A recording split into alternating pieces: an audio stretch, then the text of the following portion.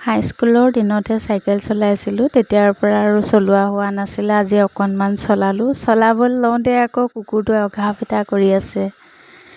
তাৰপিছত বেতগাজ খোৱা ভিডিঅ'টো মই দিয়া নাছিলোঁ। আজি ভাবিলোঁ অকণমান তাকে দেখাওঁ। এয়া হাবিৰ মাজৰ পৰা অকণমান বেতগাজ বিচাৰি আনিলোঁ, লগতে ঢেকীয়া শাকো আনিলোঁ। তাৰপাছত আপোনালোককো বোলো বনাই দেখাওঁ।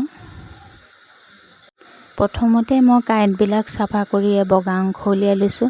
এটা কথা কিন্তু, বেতগাজ খাবলৈহে ভাল, কাঁইটৰ কাৰণে বহুত বেয়া লাগে দেই। গুচাই একদম ফুটি মেলি শেষ হৈ গৈছে আৰু এয়া চাফা কৰি আছোঁ এডাল এডালকৈ। ৩-৪ডালমান মই পুৰিবলৈ থৈছোঁ। পোৰাও বনাম আজি। 3টা পদ্ধতিতে দেখাম। ফ্ৰাই কৰি খোৱাও দেখাম, পোৰাও দেখাম আৰু বইল কৰি খোৱাও দেখাম। এয়া চাফা কৰি আছোঁ। এয়া গুচাই মেলি আজৰি হৈ জুইকুৰা ধৰি লৈছোঁ, কাৰণ মই পুৰিমো যে জুইকে বনাওঁ বুলি ভাবিলোঁ। এয়া 3-4ডালমান পুৰি ল'লোঁ।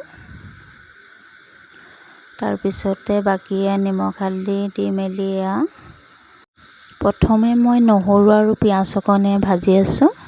ভজাৰ পিছতে এয়া বেতগাজটো দি দিছোঁ, লগতে নিমখ হালধি একেলগে দি লৈছোঁ বাৰু। এয়া অলপকৈ ভাজি আছোঁ। লগতে মই অকণমান ঢেকীয়া আৰু কাবেলি বুট ফ্ৰাই কৰি ল'লোঁ। এয়া মোৰ ৰেডি হৈ গৈছে। এইফালে 3 প্ৰকাৰে বনালোঁ, বইল, ফ্ৰাই আৰু পোৰা।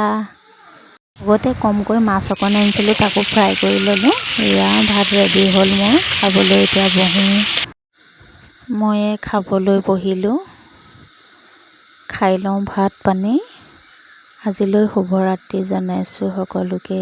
বাই।